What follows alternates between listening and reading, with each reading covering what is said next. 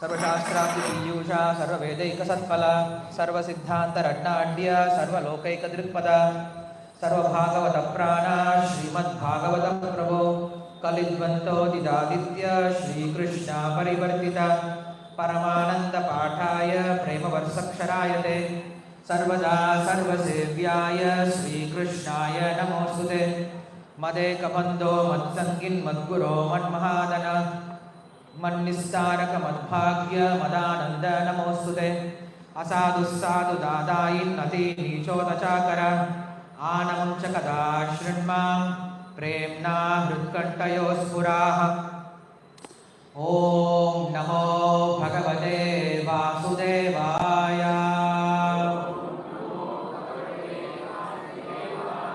ॐ नमो भगवते वासुदेवाय ॐ नमो भगवते वासुदेवाय जन्माद्यस्य तोन्मयादितरतर्देशोऽभिज्ञस्वराट्टेने ब्रह्महृदाय आदिकवये मुह्यन्ति यत्सूरयः तेजो वारिमृतां यथा विनिमयो यत्र त्रिसर्गो मृषा धाम्नस्वेन सदा निरस्तगुहं सत्यं परं धीमहि धर्मप्रोजितकैतवोऽत्र परमो निर्मत्सराणां सदां वेद्यं वास्तवमत्र वस्तुशिवदं तावत्रयोन्मूर्णं श्रीमद्भागवते महामुनिकृते किं वा परैरीश्वरः साध्यो हृद्य अवरुद्य अर्थकृतिभिः शुश्रूषभिस्तच्छनात् निगमकल्पतरोर्गलितं फलं सुखमुखात् अमृतसंवितं पिबत भागवतं रसमालयं मुहुरहो रसिकाः भुवि भावुकाः. श्रीमद्भागवतं 7வது ஸ்கந்தம் 3ஆம் அத்தியாயம் பதம் எண் 20.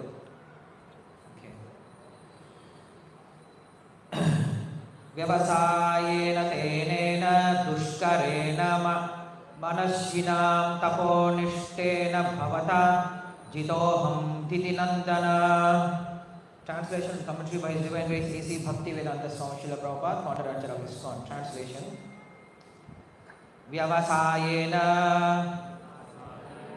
by determination. In the Tamil, okay. Mana urudiyal, te உன்னுடைய அனேன இந்த துஷ்கரேன செய்வதற்கு கடினமான மனஸ்வினாம் பெரும் ரிஷி முனிவர்களுக்கும் கூட தபஹ நிஷ்டேன தவத்தில் ஆழ்ந்துள்ள பவதா உன்னால் ஜிதஹ வெற்றி கொள்ளப்பட்டேன் அஹம் நான் திதி Nandana திதியின் புதல்வனே. Translation. My dear son of Diti, with your great determination and austerity, you have done what was impossible even for great saintly persons, and thus I have certainly been conquered by you. Purport. In regard to the word jitaha, Srila Madhva Muni gives the following quotation from Shabda Nirnaya. Parabhutam vashastam cha jitabhi uchade budaihi. If one comes under someone else's control or is defeated by another, he is called jitaha. Hiranyakashipu's austerity was so great and wonderful that even Lord Brahma agreed to be conquered by him. மொழிபெயர்ப்பு. எனதருமை திதியின் மைந்தனே, உன்னுடைய கடும் தவத்தினாலும் மன உறுதியினாலும் சிறந்த முனிவர்களும் கூட செய்ய முடியாததை நீ செய்துவிட்டாய். இவ்வாறாக நிச்சயமாக உன்னால் நான் வெற்றி கொள்ளப்பட்டேன். பொருளை ஜிதஹா எனும் சொல்லின் தொடர்பாக ஸ்ரீ மத்வமுனி சப்த நிர்ணயத்திலிருந்து பின்வருமாறு மேற்கோள் காட்டுகிறார். ஒருவர் மற்றொருவரது கட்டுப்பாட்டின் கீழ் வரும் பொழுது அல்லது மற்றொருவரால் வெற்றி கொள்ளப்படும் பொழுது அவர் ஜிதஹா என்று அழைக்கப்படுகிறார். ஹிரண்யகசிபுவின் தவம் மிகவும் மகிமை பொருந்தியதாகவும் அற்புதமாகவும் இருந்ததால் பிரம்மதேவர் கூட அவனால் வெற்றி கொள்ளப்படுவதற்கு இணங்கினார். நமோ விஷ்ணு பாதாய கிருஷ்ண பிரேஷ்டாய பூதலே ஸ்ரீமதே பக்தி வேதாந்த சுவாமிதி நாமினே. नमस्ते सारस्वती देवे गौरवाणी प्रचारिणे निर्विशेष शून्यवादी पाश्चात्यदेशतारिणे जय श्री कृष्ण चैतन्य प्रभु नित्यानंद श्री अद्वैत गदाधर श्रीवासादि गौरभक्तवृंद हरे कृष्ण कृष्ण कृष्ण हरे हरे हरे राम राम राम हरे हरे योऽन्तः प्रविश्य वाचमां प्रसुप्तां सञ्जीवयत्सकलशक्तिधरस्वदाम्ना अन्याभ्यस्तचरणश्रवणत्वगादीन् प्राणान् नमो भगवते पुरुषाय तुभ्यं पान्त्वस्मान् पुरुहूतवैरिबलवन्मातङ्गमाद्यद्घटा कुम्भोच्छाद्रिविपाटनादिकपटुप्रत्येकवज्रायिताः श्रीमत्कण्ठीरवास्य प्रदसुनकरा धारितारादिदूरप्रध्वस्तत्वान्तशान्तप्रवचितमनसा भाविता भूरिभागैः हरे कृष्ण. இன்று புஷ்ய அபிஷேகம் அப்படின்ற விழா. புஷ்ப அபிஷேகம் கிடையாது, புஷ்ய அபிஷேகம். புஷ்ய அப்படின்னா நிறைந்த சமிருத்தியான அப்படின்ற அர்த்தம் உடையது. ஸோ இன்று பகவானுக்கு சமிருத்தியான விஷயங்கள்லாம் அர்ப்பணிக்கிறது ரொம்ப சால சிறந்தது. அது புஷ்ய அபிஷேகம்னு வச்சுக்கலாம், புஷ்ப அபிஷேகம்னு பண்ணலாம். இன்றைக்கி நம்முடைய நிறைய இஸ்கான் கோயில்களில் புஷ்பாபிஷேகம் செய்யப்படுது. அதில் குறிப்பாக நம்முடைய இஸ்கான் திருப்பாலையில் பக்தர்களுடைய பெரும் முயற்சியினால் இன்றைக்கி நீங்கள் பார்க்க முடியும், கிருஷ்ண பலராமருக்கு ரொம்ப அழகான பூக்களால் ஆக்கப்பட்ட ஸ்ரீனிவாசன். அப்புறம் உட்காருங்க உட்காருங்க உட்காருங்க. பூக்களால் ஆக்கப்பட்ட அழகான உடை அணிவிச்சிருக்காங்க. ஸோ பக்தர்கள் யாரெல்லாம் இந்த சேவையில் ஈடுபட்டீங்களோ எல்லாருக்கும் கிருஷ்ண பலராமனுடைய அருள் கண்டிப்பாக கிடைக்கும். எல்லா பக்தர்களுடைய ஆசீர்வாதம், எல்லா மக்களுடைய ஆசையும் கண்டிப்பாக கிடைக்கணும் அப்படின்னு சொல்லி வேண்டிக்கிறோம். சரி, இன்னைக்கு நம்ம பிரம்மதேவருடைய வாக்கினை கேட்டுருக்கோம். பிரம்மதேவர் என்ன சொல்றாரு அப்படின்னா, இங்க யார்கிட்ட பேசிட்டு இருக்காரு? ஹிரண்யகசிபுவோட பேசிட்டு இருக்காரு. ஹிரண்யகசிபுவோடைய பெயருக்கும் அவனுடைய செயல்பாடுக்கும் சம்பந்தமே இல்லாத போல தோணுது. ஏன்னா ஹிரண்யகசிபு என்ன பண்றான் அப்படின்னா, கடுமையான தவத்தில் ஈடுபடுறான். அந்த தவத்தில் ஈடுபட்டதுனால மொத்த உலகம் என்ன ஆகுது அப்படின்னா பாதிப்பு உள்ளாகுது. அந்த பாதிப்பை நீக்குவதற்கு என்ன பண்றாங்க? பிரம்மதேவர்கிட்ட போய் பிரார்த்தனை பண்றாங்க, நீங்க ஹிரண்யகசிபு நீங்க தான் தடுத்து நிறுத்தணும் அப்படின்னு சொல்லிட்டு. பிரம்மதேவர் என்ன பண்றாரு? கீழே இறங்கி வந்துட்டு இங்க பேசுறாரு. ஹே திதியின் மைந்தனே, ரிஷிகளாலும் பெரிய பெரிய முனிவர்களாலும் செய்யக்கூடிய அந்த விஷயத்தை என்ன பண்ணியிருக்க, நீ செஞ்சிருக்க, என்ன ரொம்ப சந்தோஷப்படுத்திட்ட, ஏன்னா நீ வெற்றி கொண்டுட்ட அப்படின்னு சொல்லிட்டு என்ன பண்றாரு? ரொம்ப சந்தோஷமா பேசுறாரு. உண்மையில ஹிரண்யகசிபு அப்படின்ற பெயருக்கு அர்த்தம் என்ன அப்படின்னா, ஹிரண்ய அப்படின்னா தங்கம், கஷிபு அப்படின்னா ரொம்ப மிருதுவான படுக்கை அப்படின்னு அர்த்தம். எவன் ஒருவன் பொன் மற்றும் பெண் இந்த ரெண்டு விஷயத்துக்கு முன்னாடி சுத்திட்டு இருக்கான அவனுக்கு பேர் தானே சொல்றாங்க ஹிரண்யகசிபு அப்படின்னு சொல்றாங்க.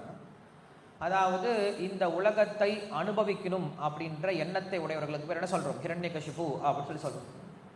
கிருஷ்ணர் பகவத்கீதை சொல்றாரு, போகைஸ்வர்ய பிரசக்தானாம் தயா அபகிருத சேதசாம் விவசாத்விகா புத்திர் சமானோ ந விதீயதே அப்படின்னு சொல்றாங்க. யார் ஒருவனுக்கு இந்த உலகத்தை அனுபவிக்கணும் அப்படின்ற ஆசை இருந்து கொண்டிருக்கிறதோ அது வரைக்கும் அவனுக்கு ஆன்மீக புத்தி வரவே போறது கிடையாது அப்படின்னு சொல்றாங்க.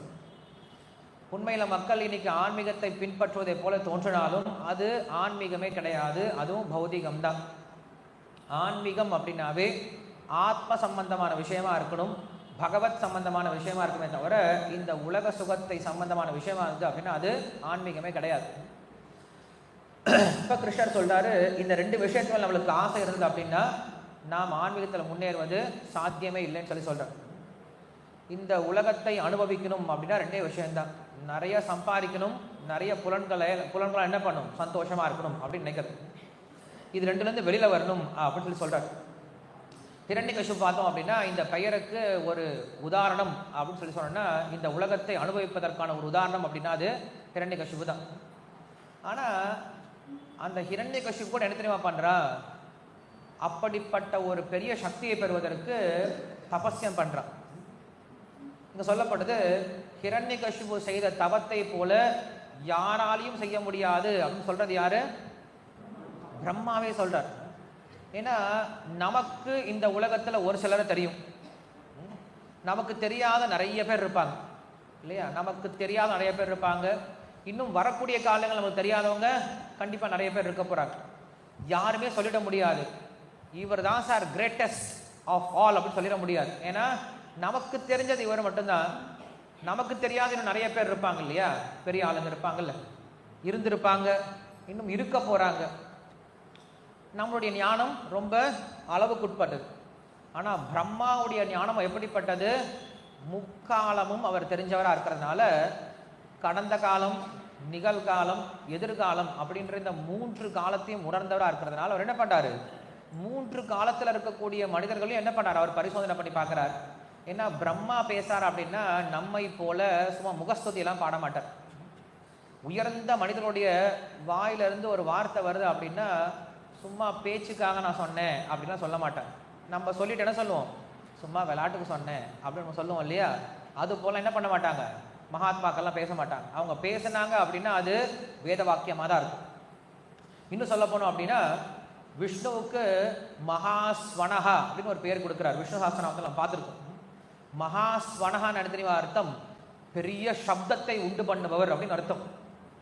நாமெல்லாம் சப்தத்தை உண்டு பண்ணா என்ன கிடைக்கும், சத்தம் போட்டா என்ன இருக்கும், பயம்தான் வரும், எல்லாரும் ஓடி போயிடுவாங்க இல்லையா. காதுல கேட்கறதுக்கு நல்லா இருக்காது. சத்தம் போட்டா எல்லாரும் பயந்து பார்ப்பாங்க. அப்ப கூட பார்க்காம நிறைய பேர் பேசிட்டே இருக்காங்க. அப்ப நாம என்ன பண்றோம் அப்படின்னா சப்தம் கொடுத்தோம் அப்படின்னா அதுல ஒரு அர்த்தம் இருக்காது, பயத்தை தான் கொடுக்கும். பெரிய சப்தத்தை கொடுத்தோம் அப்படின்னா. இதுவே பகவான் ஒரு சப்தத்தை கொடுத்தாரு அப்படின்னா அந்த சப்தம் தான் வேத மந்திரங்கள் அப்படின்னு சொல்லி சொல்றோம். பகவான் ஒரு வார்த்தையை கூட, ஒரு சப்தத்தை கூட என்ன பண்ண மாட்டாரா, வீண் பண்ண மாட்டாரா. அவர் பண்ணக்கூடிய ஒவ்வொரு சப்தமும் வேத மந்திரங்களா இருக்கு, வேத வாக்கியங்களா இருக்குன்னு சொல்லி சொல்றாரு. அது போல இங்க பிரம்மதேவர் சொல்றாரு, மனமும் வந்து சொல்றார், ஏதோ முகஸ்துதிக்கெல்லாம் பேசல. ஹிரண்யகசிபுவே, நீ செய்த தவத்தை போல, நீ செய்த இந்த கடும் விரதத்தை போல இது வரைக்கும் யாருமே செஞ்சதும் கிடையாது, செய்ய போறதும் கிடையாது. நான் ரொம்ப சந்தோஷம் அடைஞ்சிட்டேன் அப்படின்னு சொல்லிட்டார். சரி, அப்படி ஹிரண்யகசிபு என்ன பண்ணார் அப்படின்னு யோசிச்சு பார்த்தோம் அப்படின்னா இந்த உலகத்தை அனுபவிக்கணும், இந்த உலகத்தை தன்னுடைய கட்டுப்பாட்டில் கொண்டு வரணும் அப்படின்னு முடிவு பண்ணிட்டார் அப்படின்னா தனக்கிட்ட அதற்கான சக்தி இல்லை. அப்ப என்ன பண்ணும், அந்த சக்தியை பெற வேண்டும் அப்படின்னு முடிவு பண்ணார். யார்கிட்ட இருந்து பெறணும், விஷ்ணு கிட்ட இருந்து தான் வாங்கணும் உண்மையில சொல்ல போனோம் அப்படின்னா. ஆனா விஷ்ணுக்கு இவருக்கும் சண்டை இல்லையா, விரோதம். விஷ்ணு கிட்டலாம் கேட்க முடியாது. ஏன்னா விஷ்ணு வழிபட்டோம் அப்படின்னா விஷ்ணு இந்த மாதிரி வரத்தெல்லாம் கொடுக்க மாட்டார். அவர் என்ன தெரியுமா பண்ணுவார், கம்ப்ளீட்டா மாத்தி விட்டுருவார், ஆளையே மாத்தி விட்டுருவார். ஹிரண்யகசிபு மாதிரி தான் என்ன பண்ணா, துருவ மகாராஜனும் கிளம்பி போனான். நானும் இந்த உலகத்தை ஆட்சி பண்ணணும், நானும் எங்க அப்பாவை விட உயர்ந்த ஸ்தானத்தை அடையணும் சொல்லிட்டு உறுதியோட போனான். சின்ன பையன்தான். துருவனை பத்தி சொல்லும் பொழுது நமக்கு பகவத்கீதையில ஒரு வார்த்தை அடிக்கடி கேள்விப்பட்டிருப்போம். என்ன வார்த்தை அப்படின்னா 2ஆம் அத்தியாயத்துல சிதப்பிரத்யன் அப்படின்னு ஒரு வார்த்தை கேள்விப்பட்டிருப்போம். அதே போல தீர அப்படின்ற ஒரு வார்த்தை கேள்விப்பட்டிருப்போம். 2ஆம் அத்தியாயம் பகவத்கீதையில கேள்விப்பட்டிருப்போம் இல்லையா. தீரஹ அப்படின்ற சப்தம் எங்க கேள்விப்பட்டிருக்கோம், எந்த ஸ்லோகத்துல வருது, தீரசத்ர ந முக்கியதி அப்படின்னு சொல்லிட்டு. யம் ஹின வியதந்தேதே புருஷம் புருஷர்ச்சவ சம சுக சுகம் தீரம் சோ அமிர்தத்வாய கல்பத்தை அப்படின்னு சொல்லிட்டு அடுத்த ஸ்லோகத்தில் சொல்றாரு. தீர சப்தம் நிறைய இடத்துல வருது. அதுல பலதேவ் வித்யாபூஷன் சொல்லி கொடுக்கிறாரு, தீரன் அப்படின்னா யாரு அப்படிங்கிறதுக்கான ஒரு அழகான வியாக்கியானம் கொடுக்கிறார். என்ன வியாக்கியானம் கொடுக்கிறார், தீர சப்தம் அப்படின்னா எவன் ஒருவன் தன்னுடைய சம்ஸ்காரத்தை, தன்னுடைய வாசனைகளை வேத உபதேசத்தினால, பக்தர்களுடைய வழிகாட்டுதனால தன்னுடைய வாசனையை தூய்மைப்படுத்துறான்னு அவனுக்கு பேர் தீரன் அப்படின்னு சொல்லி சொல்ற. என்ன கொடுக்கிறார், நம்ம தீரன்ற சப்தம் அடிக்கடி கேட்கிறோம் இல்லையா. ஸோ தீர சப்தத்துக்கு அர்த்தம் என்னது அப்படின்னா எவன் ஒருவன் தன்னுடைய சம்ஸ்காரத்தை, தன்னுடைய வாசனைகளை பக்தர்களுடைய சங்கத்தினால இல்ல வேதத்தினுடைய அறிவுரைகளால தூய்மைப்படுத்துறான்னு அவனுக்கு என்ன சொல்றாங்க, தீரர்கள் அப்படின்னு சொல்றாங்க. புரிஞ்சுதா உங்களுக்கு எல்லாருக்குமே? புரியல? அப்ப கவனமா கேளுங்க. நாம் எல்லாருமே இந்த உலகத்தில் எதனால கட்டுப்படுத்தப்பட்டிருக்கோம் அப்படின்னா நம்முடைய வாசனைகளால் கட்டுப்படுத்திருக்கோம். நாம் எல்லாருக்கும் உள்ளார வாசனைகள் அப்படிங்கிறது இருக்கு. கிருஷ்ணர் பகவத்கீதையில சொல்றாரு, இந்த உலகத்துல நீ எவ்வளவுதான் ரூல்ஸ் அண்ட் ரெகுலேஷன்ஸ் போட்டாலும், மனுஷங்க எப்படி தெரியுமா செயல்படுவாங்க? அவரவர்களுடைய வாசனைக்கு ஏற்றால் போல தான் செயல்படுவாங்க. ஆமாவா? நமக்கு எவ்வளோ ரூல்ஸ் அண்ட் ரெகுலேஷன்ஸாக தெரியலாம், பட் இருந்தாலும் என்ன பண்ணுவோம், நமக்குள்ள வாசனைகள் இருக்கு இல்லையா, அந்த வாசனைக்கு ஏற்றால் போல தான் நம்முடைய செயல்பாடுகள் அமையும் அப்படின்னு சொல்கிறோம். 3ஆம் அத்தியாயம் பகவத்கீதை யாரை கொண்டு வாங்களேன், பகவத்கீதை ஒரே பகவத்கீதை மட்டும் கொண்டு வாங்க. அப்போ இந்த வாசனைகள் நம்ம என்ன பண்ணணும் அப்படின்னா தூய்மைப்படுத்தணும். நம்முடைய மிக முக்கியமான இலக்கு என்னவா இருக்கணும் அப்படின்னா, நம்முடைய ஆன்மீக வாழ்க்கையில் நம்முடைய வாசனைகளை தூய்மைப்படுத்தணும் அப்படிங்கிறதா இருக்கு. நமக்கு இப்போ எப்படிப்பட்ட வாசனைகள் இருக்கு அப்படின்னா, தவறான வாசனைகளாக இருக்கு. ஓகே, நான் அந்த ஸ்லோகம்லாம் சொல்கிறேன். ஏன்னா இந்த ஸ்லோகம்லாம் நம்ம படிச்சிருப்போம், பகவத்கீதையில் படிச்சிருப்போம். ஆனால் அதற்கு இதுதான் அர்த்தமானு தெரிஞ்சு படிச்சோமான்னு தெரியல.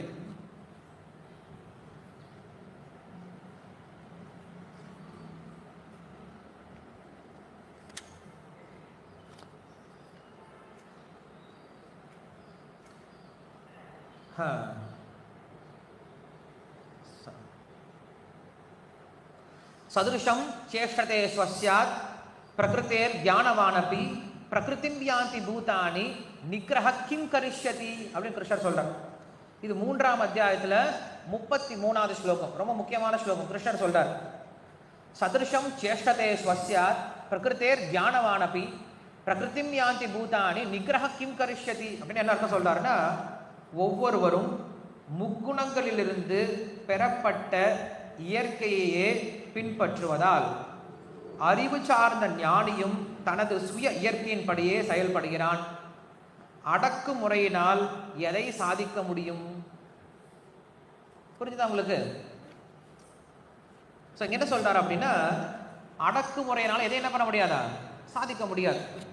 நாம் என்ன பண்ண முயற்சி பண்ணிட்டு இருக்கோம் அப்படின்னா, இந்த பௌதிக உலகத்தில் ஆன்மீக வாழ்க்கையில் என்ன பண்ண முயற்சி பண்ணிட்டு இருக்கோம், நம்முடைய புலன்களை அடக்க முயற்சி பண்ணிட்டு இருக்கோம். பட் புலன்கள் நீங்கள் என்ன பண்ணக்கூடாது, அடக்கக்கூடாது. புலன்கள் அடக்கணும் என்ன ஆகும், அதுவும் இன்னும் சக்தி வாய்ந்ததான் மேலே வெளில வந்து நம்மளையே திருப்பி போட்டுரும் இல்லையா?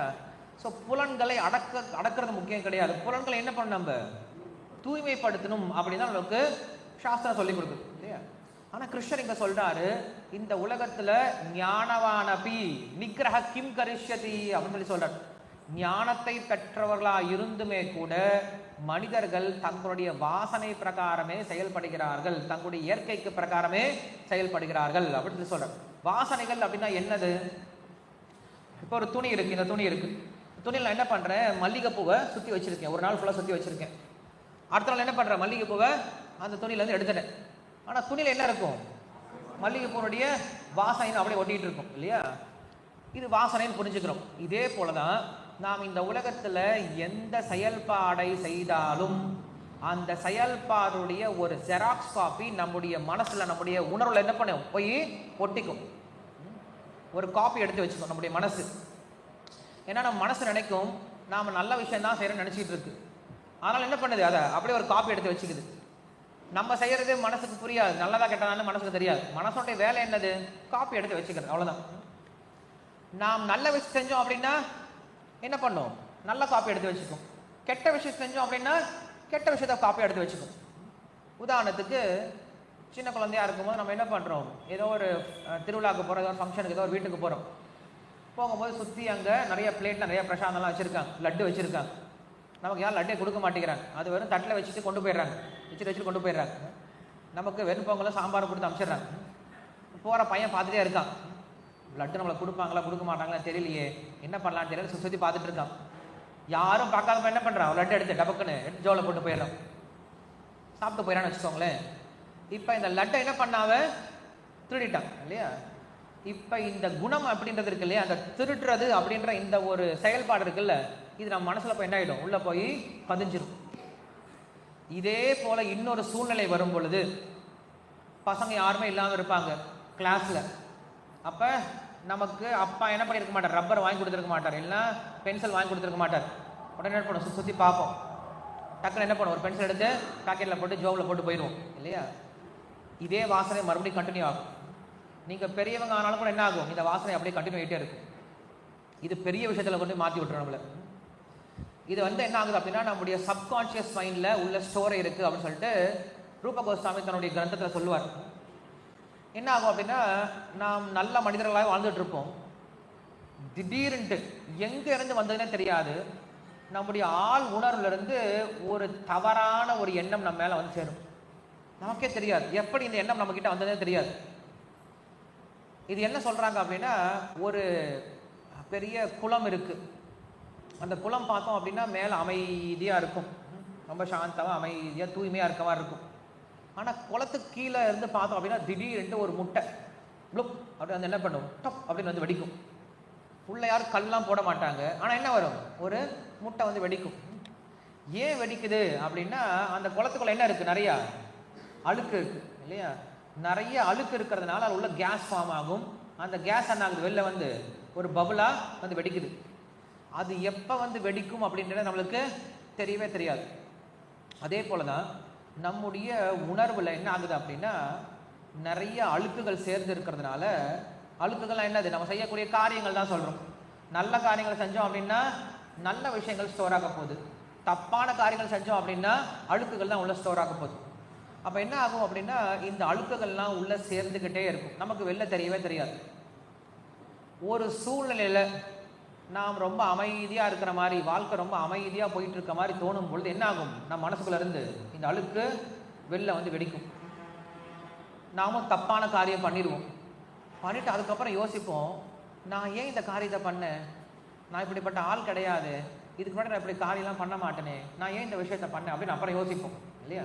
அதற்கு காரணம் என்னது, நம்முடைய வாசனைகள் தான் காரணம்.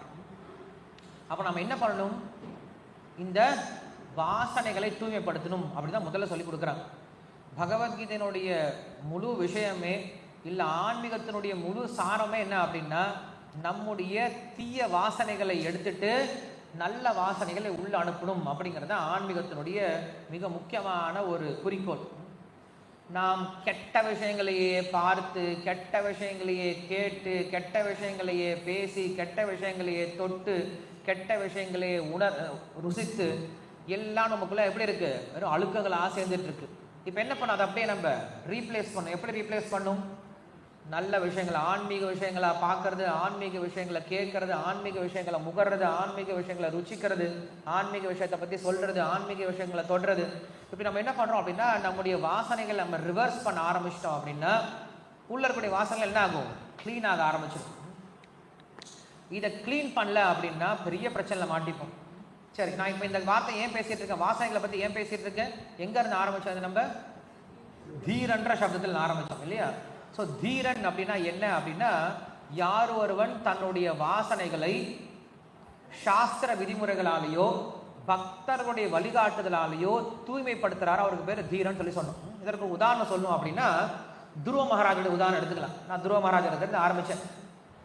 ஸோ துருவ மகாராஜன் அவன் எந்த குடும்பத்தில் பிறந்தான் அப்படின்னா, க்ஷத்ரிய குடும்பத்தில் பிறந்தான் இல்லையா. க்ஷத்ரிய குடும்பத்தில் பிறந்ததுனால அவனுக்கு பௌருஷம் அப்படிங்கிறது அதிகம், ரோஷம் அப்படிங்கிறது அதிகம்.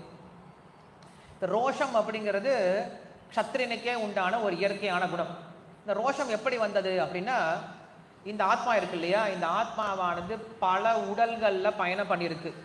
அந்த உடல்களில் பயணம் பண்ணும்போது என்ன ஆகும் அப்படின்னா, அந்த உடலுக்கே உண்டான வாசனைகள் என்ன பண்ணும், நமக்குள்ளார ஸ்டோர் பண்ணிக்கும். நாம் கண்டிப்பாக நாயினுடைய உடம்புல இருந்திருப்போம். நமக்குள்ள என்ன இருக்கு, இப்போ நாயினுடைய வாசனையும் இருந்துட்டு தான் இருக்கு. குரங்குடைய உடம்புல இருந்திருப்போம். நமக்குள்ள இப்போ எந்த வாசனை இருக்கு, குரங்கு வாசனையும் உள்ள இருக்கு. எலியினுடைய உடம்புல இருந்திருப்போம். நம்ம கிட்ட என்ன வாசனை இருக்கு, இப்போ எலியுடைய வாசனை இருக்கு. பன்றியினுடைய உடம்புல இருந்திருப்போம். நமக்குள்ள என்ன வாசனை இருக்கு, பன்றுடைய வாசனை இருக்கு. இதெல்லாம் நம்ம புரிஞ்சுக்கலாம், நாமே புரிஞ்சுக்கலாம். நாம என்ன பண்ணுவோம், திடீர்னு ஒரு சில சமயம் நாய்களை போல நடந்துக்கலாம், எலிகளை போல நடந்துக்கலாம், குரங்குகளை போல நடந்துக்கலாம், பன்றிகளை போல நடந்துக்கலாம். பன்றியினுடைய வாசனை இருக்கிறதுனால தான் நம்மளால டாய்லெட்ல உட்காந்துட்டு இருக்க முடியுது கம்ஃபர்டபுளா. டாய்லெட்ல அரை மணி நேரம் உட்காந்துருக்கவங்களா இருக்காங்க இல்லையா. இதே அந்த காலத்தில் பார்த்தோம் அப்படின்னு டாய்லெட் அப்படின்றது இப்படி க்ளோஸ்டாக இருக்காது, ஓப்பன் ஸ்பேஸாக இருக்கும். வெளியில் எங்கேயாவது போயிட்டு கண்ணுக்கு தெரியாமல் போயிட்டு வந்துடுவாங்க இல்லையா, மூக்கை அடைச்சிட்டு போயிட்டு வந்துடுவாங்க. இப்போ ரொம்ப கம்ஃபர்டபுளாக உட்காந்துருக்கும். உட்காந்துருக்கிற இடத்துல நீங்கள் எவ்வளோதான் ஏர் ஃப்ரெஷனர் போட்டாலும் அது என்ன இடம் தான், அது டாய்லெட் தான். டாய்லெட்டில் ரொம்ப சுகமாக உட்காந்துருக்கணும் அப்படின்னா அவனுக்கு அந்த பன்றியினுடைய வாசனையெல்லாம் என்ன பண்ண முடியாது, அங்கே உட்காந்துட்டு இருக்க முடியாது. நிறைய பேர் அங்கே தான் டைம் ஸ்பெண்ட் பண்ண முயற்சி பண்ணுறாங்க. இப்போல்லாம் நிறைய பேருக்கு யோசனையே அங்கே தான் வருது, டாய்லெட்டில் யோசனையே வருது. நிறைய பேர் பேப்பர் படிக்கிறாங்க, இன்னும் கொஞ்ச நாள் பிரேக்ஃபாஸ்ட் கூட சாப்பிடுவாங்கன்னு நினைக்கிறேன். ஸோ அப்படி என்ன பண்ணுறாங்க அப்படின்னா, இந்த வாசனைகள்லாம் நமக்குள்ளே இருக்கிறதுனால என்ன பண்ணுறோம், இதெல்லாம் நமக்குள்ளே வெளில வருது. நீங்களே யோசிச்சு பாருங்களேன், நாமே ஒரு சில சமயம் சிங்க மாதிரி நம்ம நினைப்போம், நான் எப்படி இருக்கேன் தெரியுமா, சிங்க மாதிரி இருக்கேன்டா அப்படின்னு நம்மளே யோசிச்சு பார்ப்போம். ஒரு சில சமயம் நாமளே என்ன பண்ணுவோம், புழு மாதிரி நெண்டிக்கிட்டே இருப்போம், பெட்டில் படுத்துக்கிட்டு எந்திரிக்க மனசு இல்லாமல் அப்படியே நெண்டிக்கிட்டே இருப்போம், மலத்தில் இருக்கக்கூடிய புழு மாதிரி நெண்டிக்கிட்டே இருப்போம். ஒரு சில சமயம் எரும மாடு மாதிரி அப்படியே மதன்னு இருப்போம், மழை கொட்டினாலும் திட்டுனாலும் எதை பண்ணாலும் அப்படியே உட்காந்துட்டு இருப்போம். ஒரு சில சமயம் கழுத மாதிரி உத வாங்கிட்டும் என்ன பண்ணிடுவோம், பின்னாடியே பெண்கள் பின்னாடியே ஓடிட்டு இருப்போம். ஒரு சில சமயம் குரங்குகள் மாதிரி என்ன பண்ணுவோம், சும்மாவே இருக்காது, கை சும்மாவே இருக்காது, பக்கத்தில் இருக்க நோண்டிக்கிட்டே இருப்போம் இல்லையா. ஸோ இதெல்லாமே நமக்குள்ள இருக்கக்கூடிய வாசனைகள் அப்படின்னு சொல்லி சொல்கிறோம். நமக்கெல்லாம் இந்த வாசனை இருக்கக்கூடாது. இந்த வாசனை இருந்தால் நம்ம என்ன பண்ணுவோம், மறுபடியும் இதே ட்ரெஸ் தான் எடுத்துக்கணும். நாம் என்ன பண்ணுறோம், இப்போவே நமக்கான அடுத்த ட்ரெஸ் என்ன பண்ணுறோம், இப்போயே தைச்சிக்கிட்டு இருக்கோம். இந்த உடம்பு இருக்கு இல்லையா, இது ட்ரெஸ் தான். கிருஷ்ணர் சொல்கிறார்ல பகவத்கீதையில், வாசாம்சி ஜீர்ணானி யதாபிஹாய நவானி கிருஷ்ணாதி நரோபராணி ததா ஷரீராணி விஹாய ஜீர்ணானி அந்யானி சம்யாதி நவானி தேஹி. நாம் பண்ணுற காரியம் என்ன தெரியுமா, வாழ்நாள் முழுவதும் ட்ரெஸ்ஸு தைச்சிக்கிட்டே இருக்கும். இப்போ ட்ரெஸ் போட்டுருக்கோமா, இந்த ட்ரெஸ் போட்டு என்ன பண்ணுறோம், அடுத்த ட்ரெஸ்ஸை இப்போயே தைச்சிக்கிட்டு இருக்கோம். அடுத்த ட்ரெஸ்ஸு எப்போ ரெடி ஆகிடுச்சோ அப்போ என்ன பண்ணுவோம், இந்த ட்ரெஸ்ஸை தூக்கி போட்டு அடுத்த ட்ரெஸ்ஸை போட்டுப்போம். ஸோ வாழ்க்கை ஃபுல்லாக நம்ம செய்யக்கூடிய காரியம் ஒன்று தான், ட்ரெஸ்ஸு தைக்கிறது தான், ட்ரெஸ்ஸை தயார் பண்ணுறது தான். அப்போ நம்ம என்ன பண்ணோம் அப்படின்னா, இப்போ நாம் எந்த உணர்வோடு இருக்கோமோ அதுக்கு தகுந்த ட்ரெஸ் கிடைக்கும். இப்போ நமக்கு நிறைய நாயினுடைய உணர்வு தான் இருக்குது, நாயை போல் நம்முடைய குணங்கள் இருக்குது அப்படின்னா நமக்கு எந்த ட்ரெஸ் கொடுப்பாங்க, நாயினுடைய ட்ரெஸ், நாயினுடைய வேஷம் தான் கொடுப்பாங்க. இல்லை வேஷம்னு நினச்சிக்கோங்க, இல்லை குணங்கள்னு பார்த்துக்கோங்க. நாம் எந்த குணத்தை இப்போ அதிகம் வளர்த்துக்கிறோமோ, எந்த உணர்வை அதிகம் வளர்த்துக்கிறோமோ அதற்கு தகுந்த உடல் தான் நம்மளுக்கு அடுத்தது கிடைக்க போகுது. நாம் இந்த உலகத்தை அனுபவிக்கணும் அப்படின்ற குணத்தோடு இருந்தோம்னா நம்மளுக்கு என்ன கண்டிப்பாக என்ன கிடைக்கும், அடுத்த ஜென்மத்தில் இந்த உலகத்தை அனுபவிப்பதற்கான தேவையான உடல் தான் கிடைக்க போகுது. ஆனால் இந்த உடலில் இருக்கும் பொழுதே நான் என்ன பண்ணுறேன், கிருஷ்ணரையே பார்க்கணும், கிருஷ்ணரை பற்றியே கேட்கணும், கிருஷ்ணரை பற்றியே பேசணும், கிருஷ்ணருக்கு சேவையே பண்ணணும், கிருஷ்ணருடைய பிரசாதத்தை மட்டும்தான் சாப்பிடணும், கிருஷ்ணருக்காக மட்டும்தான் இந்த உடலை உபயோகப்படுத்தணும் அப்படின்னு சொல்லிட்டு எப்போ என்னுடைய உணர்வை முழுமையாக தூய்மைப்படுத்திடனோ அப்போ எனக்கு என்ன கிடைக்கும், அடுத்த ஜென்மத்தில் அந்த கிருஷ்ணருக்கு சேவை பண்ணுவதற்கான உடம்பை நம்மளுக்கு என்ன பண்ணுறாரு, கிருஷ்ணர் கொடுக்குறாரு. அது ஆன்மீகமாக இருக்கும். ஆக நம்ம என்ன பண்ணணும் அப்படின்னா, நமக்கான அடுத்த ட்ரெஸ்ஸை என்ன பண்ணணும், இப்போயே நம்ம ரெடி பண்ணிக்கோங்க. ஸோ எல்லாருமே அவங்கவுங்க டைலர் ஆகிட்டீங்க. இப்போ எல்லாருமே நம்ம தான் நம்ம ட்ரெஸ் தைக்கிறதுக்கான டைலர்ஸ். நம்ம எல்லாரும் டைலர் மிஷின் வச்சுருக்கோம். நம்ம எல்லாரும் கையில் என்ன பண்ணிட்டாரு, பகவான் துணியை கொடுத்துட்டாரு, இது நூலை கொடுத்துட்டாரு, தையல் மிஷினை கொடுத்துட்டாரு, எல்லோரும் என்ன பண்ணுங்க ட்ரெஸ்ஸை தைச்சிக்கிட்டே இருங்க அப்படின்னு சொல்லி கொடுத்துட்டாரு. சரி, அப்போ அந்த துருவன் என்ன பண்ணுறான் அப்படின்னா, அவனுக்குள்ளார அந்த பௌருஷம் அப்படின்ற குணம் இருந்தது. அந்த குணம் இருந்தாலும் என்ன பண்ணான் அப்படின்னா, அவங்க சித்தி சொல்கிறாங்க, உட்காரக்கூடாதுடா மடியில், எந்திரிச்சு போடா அப்படின்னு சொல்கிறாங்க. சின்ன குழந்தை, 5 வயசு குழந்தைக்கு என்ன தெரியும், பெரியம்மா சொன்னாங்க சின்னம்மா சொன்னாங்கன்னா என்ன பண்ணுவான், சிரிச்சுட்டே ஓடி போயிடுவான். சின்ன குழந்தை 5 வயசு பையன் என்ன தெரியுமா இல்லையா. இப்பயே பாருங்களேன், இவன் இருக்கான் சோட்டா கோபிநாத், சோட்டா கோபிநாத் எந்திரிச்சு போடா, எந்திரிச்சு போடா, போடா ஓடி ஓடி ஓடி போ, வாடா டே சோட்டா,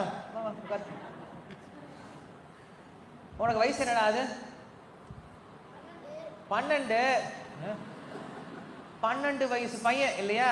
நான் என்ன சொல்றேன், போடான்னு சொன்னா என்ன பண்றான், சிரிச்சுக்கிட்டே பரவாயில்ல எனக்கு கிளாஸ் இல்லை, பரவாயில்ல ஜாலியாக நான் போய் பிரசாதம் சாப்பிட போலான்னு சொல்லி ஓடி போயிடுறான் இல்லையா. 12 வயசு பசங்களுக்கு இந்த காலத்தில் பசங்க வேற விஷயத்துல ரோஷம் வருது. நல்ல பையன் சோட்டா கோபிநாத், ரொம்ப நல்ல பக்தனா இருக்கலாம், அவன் சிரிச்ச முகத்தோடு இருக்கான்னு வச்சுக்கோங்களேன், பெருசா எடுத்துக்க மாட்டாங்க. ஆனா அன்னைக்கு துருவன் எப்படி இருந்தான், 5 வயசு பையன் தான். 5 வயசு பையனை திட்டினோடனே அவனுக்கு என்ன வந்துடுச்சு, ரோஷம் வந்துடுச்சு. ரோஷம் வந்தாலும் உடனே அப்படின்னு உடனே என்ன பண்ணல, பாட்டை ஆரம்பிச்சல. சபையிலேயே அழுதுருந்தாங்க, எல்லாம் சிரிச்சிருப்பாங்க. வாயை திறக்கவே இல்லையா, அவன் வாயை திறக்கவே இல்லை, அப்படியே மனசுக்குள்ள பூட்டி வச்சிட்டு இருக்கான். கண்ணெல்லாம் வெம்பி போயிடுச்சு, செகப்பயிடுது, கண்ணில் கண்ணீர் வருது, வெளியில விடவே இல்லை. உதடெல்லாம் அப்படியே செவப்பயிடும், உதட கடிக்கிறான், உடம்பெல்லாம் நடுங்குது. அவனுக்கு என்ன பண்றான்னு தெரியல, அப்படியே பார்த்துட்டு இருக்கான். அங்கிருந்து கிடு கிடு கிடு கிடுன்னு ஓடுறான், அம்மா கிட்ட ஓடுறான். பசங்க எல்லாம் பின்னாடியே ஓடி வராங்க, ஹே துருவா துருவான்னு ஓடி வராங்க. திரும்பி பார்க்கவே இல்லை. ஓடி வந்து அம்மாவுடைய மடியில் விழுந்து அப்புறம் தான் அழுக ஆரம்பித்தான். அழுதான்னா அழுதுட்டு, அம்மா சரி நான் உனக்கு மிட்டாய் வாங்கி கொடுக்குறேன்டா அப்படின்னு சொன்னா சரியா போல அவனுக்கு. அவன் சொன்னான், அம்மா எங்கள் அப்பா அங்கே சித்தி என்ன சொல்லிட்டாங்க, அப்பா மடியில் உட்காரக்கூடாதுன்னு சொல்லிட்டாரு. எங்கள் அப்பாவோட நான் பெரிய ஆள் ஆகணும். எங்கள் அப்பா என்ன, எங்கள் அப்பாவோட அப்பா யார், பிரம்மாவோட நான் பெரிய ஆள் ஆகணும். என்ன அதுக்கு வழி சொல்லு அப்படின்றான். ஒரு சின்ன பையனுக்கு இப்படிலாம் என்ன வருமா அப்படின்னு தெரியல. என்ன வந்தது. வந்தோடனே அவங்க என்ன சொன்னாங்க, உங்கள் அப்பாவோட அப்பானா பிரம்மா தான்ப்பா, அந்த பிரம்மாவோட பெரிய ஆள் ஆகணும். என்ன பண்ணும், நீ அவரை விட பெரிய ஆள் கிட்ட போகணும். நீ பிரம்மா கிட்ட போய் கேட்டால் என்ன பண்ணுவார், அவரெல்லாம் கொடுக்க முடியாது, அவர் ஏமாற்றி அமைச்சிடுவார். ஆமாம் ஆமாம் நான் உனக்கு பெரிய வரம் தான் கொடுக்கணும்னு சொல்லிட்டு அவரோட கீழே தான் வச்சுருப்பாங்க. யாரும் நம்மளோட மேலே கொண்டு போக மாட்டாங்க.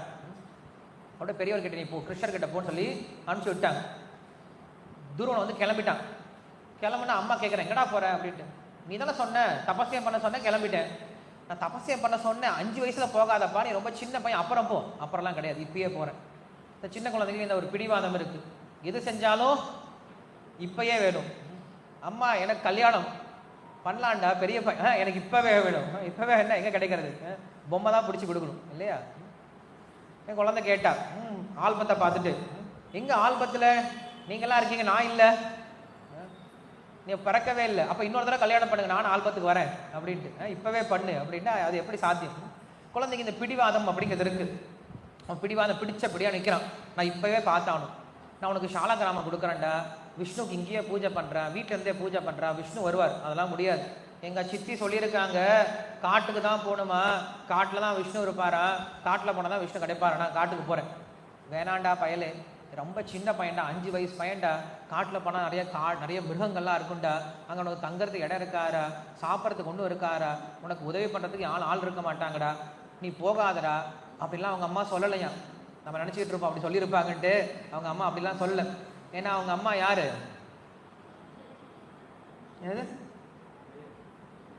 பக்தரா, பேர் கேட்டேன், பக்தன் எல்லாம் சொல்லிடலாம். அவங்க மாதாஜின்னு சொல்லிடலாம். அவங்க அம்மா ஒரு மாதாஜி. அந்த மாதாஜி பேர் என்னது, சுனீதி மாதாஜி இல்லையா. சுனீதி மாதாஜிக்கு சுநீதி தெரியும், நல்லா நீதி தெரியும். என்ன நீதி தெரியும், நீதினா என்னது, சரியான விஷயம், தர்மம் தெரியும். சுனீதி சொன்னா, அப்பா நீ வந்து காட்டுக்கு போய் பகவானை தபஸ்யம் செய்து பார்க்கணும்னு நினைச்சியே, ரொம்ப உத்தமமான காரியம்பா. இன்னைக்கெல்லாம் 50 வயசு வந்தாலும் நிறைய பேருக்கு புத்தியே வரமாட்டேங்குது, வீட்லேயே உட்காந்துருக்காங்க, காட்டுக்கு போனாலும் போக மாட்டேங்கிறாங்க. வீடு போகுது, காடு வாங்குது, அப்பயும் போக மாட்டேங்கிறாங்க இல்லையா. ஆனால் நீ என்ன பண்ணுற, 5 வயசுலேயே காட்டுக்கு போய் பகவானை பார்க்கணும்னு சொல்லியே, நல்ல விஷயம்ப்பா, நீ காட்டுக்கு போ. அங்கே அம்மா இல்லைன்னு பயப்படாத இல்லையா, உன்னை பாதுகாப்பதுக்கு ஆள் இல்லைன்னு பயப்படாத. என்னை போல இந்த உலகத்தில் இருக்க எல்லா அம்மாவுடைய பாசத்தையும் சேர்த்து பார்த்தா கூட அந்த பரமாத்மாவுடைய அன்பிற்கு ஈடாகாதுப்பா, அந்த பரமாத்மாவுடைய தாய்மைக்கு ஈடாகாது. அவர் நான் நல்லா பார்த்தப்பார், கிளம்புப்பான்னு சொல்லிட்டாங்க. இதுதான் அம்மா செய்ய வேண்டிய வேலை. அம்மா என்ன பண்ணணும், ஒருவன் ஆன்மீகமாக போகிறான் அப்படின்னு சொல்லி சொன்னான்னா உடனே என்ன பண்ண, உடனே வழி அமுச்சு வச்சிடணும், போயிட்டு வாப்பான்னு சொல்லி அமுச்சு வச்சிடணும். கோயிலுக்கு போகாதடா, எதுக்கு கோயிலுக்கு போகிற, இப்பயே எதுக்கு போகிற, ஏன் வயசான பின்னாடி போய்க்கலாமேன்னு சொன்னோன்னா நாம் நல்ல அம்மாவே கிடையாது. அதனால தான் ராமாயணத்தை கூட கௌசல்யா, கைகேயி, சுமித்ரா அப்படின்னு பேர் வச்சுருக்காங்க 3வது அம்மாவுக்கு. நாமெல்லாம் எப்படிப்பட்ட அம்மாவாக இருக்கு தெரியுமா, சுமித்ரையை போல் இருக்கணுமா. கௌசல்யை போலும் இருக்கக்கூடாது, கைகேயை போலும் இருக்கக்கூடாது. கௌசல்யா எப்படி தெரியுமா இருந்தா, தன்னுடைய குழந்தை நல்லா இருக்கணும் அப்படின்னு நினச்சா. மற்ற குழந்தை நல்லா இருக்காங்களோ இல்லையோ அது எனக்கு தேவையில்லை, ஏன் குழந்தை நல்லா இருக்கணும் அப்படின்னு நினச்சா. இது ஒரு வகையான அம்மா. கைகே என்ன தெரியுமா நினச்சா, ஏன் குழந்தை மட்டும்தான் நல்லா இருக்கணும், மற்றவங்க குழந்தை நாசமாக போகணும் அப்படின்னு நினச்சா. இது கைகேயை நினச்ச அம்மா. 3வது யாரு, சுமித்ரை. இந்த அம்மா என்ன தெரியுமா நினச்சா, 2 குழந்தைய இந்த அம்மா பெற்றெடுத்துட்டு இந்த அம்மா நினச்சா, இந்த 2 குழந்தைங்களும் நான் எதுக்காக தெரியுமா வச்சுருக்கேன், ஒரு குழந்தை பகவானுக்கு சேவை பண்ணுறதுக்கு, இன்னொரு குழந்தை பக்தனுக்கு சேவை பண்ணுறதுக்கு. ஒரு குழந்தை லக்ஷ்மணன் யார்கிட்ட அமுச்சு வச்சாங்க, ராமர்கிட்ட அமுச்சு வச்சாங்க. இன்னொரு குழந்தை சத்ருகன் யார்கிட்ட அமுச்சு வச்சாங்க, பரதன்கிட்ட அமுச்சு வச்சாங்க. 2 குழந்தைய பெற்றும் 2 குழந்தையும் தனக்கு இல்லாமல் 2 குழந்தையும் சேவைக்கு அமுச்சு வச்சாங்க. அதனால அவளுக்கு பேர் சுமித்ரா. மித்ரைனா என்னது, நண்பன் சொல்லி சொல்கிறோம் இல்லையா, ரொம்ப நல்ல நண்பனாக இருந்தாலும் நண்பன், நண்பின்னு சொல்கிறோம் இல்லையா, நண்பியாக இருந்தான்னு சொல்லு. சரி, எங்கேருந்து ஆரம்பித்தோம், சுனீதிலேருந்து ஆரம்பித்தோம். சுனீதி என்ன பண்ணுறா, சொல்லி அனுப்பிச்சிட்டா. சொல்லி அனுப்பிச்சதற்கும் துருவன் கிளம்பிட்டான். சரி, துருவன் வீட்டுக்கு ஊரை விட்டு போயிட்டான். பையன் தான் இருந்தால் தொல்லை பண்ணிட்டு இருந்தான், சாப்பாடு கொடு சமைச்சு கொடுன்னு தொல்லை பண்ணிட்டு இருந்தான். பையனும் ஒளிஞ்சு போயிட்டான். இனிமேல் என்ன பண்ணலாம், வீட்டில் ஜாலியாக படுத்து தூங்கலான்ட்டு அம்மா நினைக்கலையாம். நிறைய பேர் அப்படி தான் நினைப்பாங்க. பையன் எப்படா ஸ்கூல் திறப்பான், எப்படா ஸ்கூலுக்கு போக நினச்சிட்டு இருப்பாங்க. இப்போ பொங்கல் லீவு, ஹாஃப் டே லீவில் வந்துருச்சுன்னா ஏன்டா லீவ் விட்டாங்க நம்மளுக்கு அழுத்து போயிடும். எப்போ லீவ் முடியுதோ அப்பா அம்மாக்கெல்லாம் ஒரே கொண்டாட்டம், அப்பா போய் தொலைஞ்சாங்கடா வீட்டை விட்டு அப்படின்னு சொல்லிட்டு ஒரே சந்தோஷமாக இருப்பாங்க. அது போல் சுனிதி நினைக்கலையாம். சுனிதி என்ன தெரியுமா பண்ணா, துருவனை அனுப்பிச்சி விட்டுட்டு அவள் சொல்கிறா, ஹே துருவா, போயிட்டு சீக்கிரமாக திரும்பி வா, பகவானை தரிசனம் பண்ணிட்டு சீக்கிரமாக திரும்பி வா. நீ வர வரைக்கும் நான் வீட்டுக்குள்ளாரையே போக மாட்டேன், வீட்டுக்கு வெளியிலேயே நின்று நான் உனக்காக தபஸ்யம் பண்ண சொல்லி அனுப்பிச்சி வச்சுட்டேன். ஏன்னா பையன் தபஸ்யம் பண்ணும்போது அம்மா என்ன பண்ணணும், அம்மாவை தபஸ்யம் பண்ணணும் இல்லையா.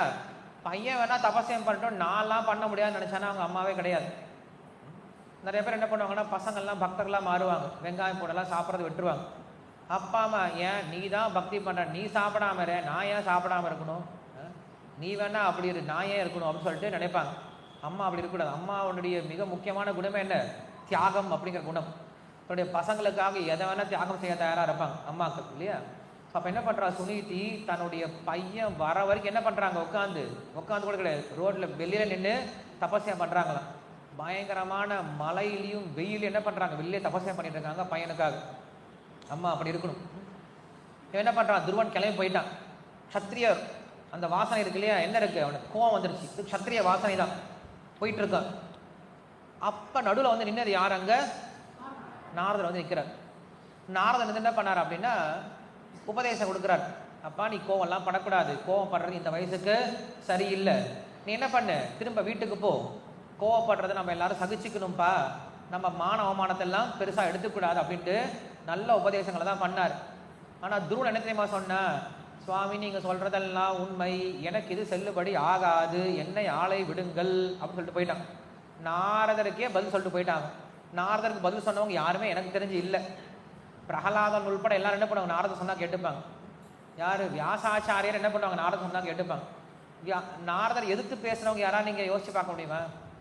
எனக்கு இப்போ சடனாக ஞாபகம் வரல. பாகவத்தில் நாரதரை சொன்னாலுமே கூட நாரதரை சொல் பேச்சை கேட்காம போன யாராவது நீங்கள் யோசிச்சு பார்க்க முடியுமா? பாகவத்தில் கூட கேரக்டர்ஸ் அப்படியே ஒரு நிமிஷம் ஓட்டி பாருங்க மனசில்.